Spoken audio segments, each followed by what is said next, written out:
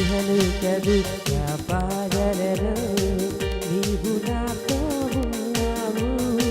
ముదిమి వచ్చు వరకు నన్ను ఎత్తుకునే దేవుడవు. మా ఇహలోక దుఃఖ బాధలలో నీవు మాత్రం ఉన్నావు దేవుడి తండ్రి. ముదిమి వచ్చే వరకు మమ్మల్ని ఎత్తుకొని ముద్దాడి ప్రేమించిన మన దేవునికి బిగ్గరగా చెప్పకూడదు. మనం స్తుతించుకుంటూ ఆరాధిద్దామా. ఇహలోక దుఃఖ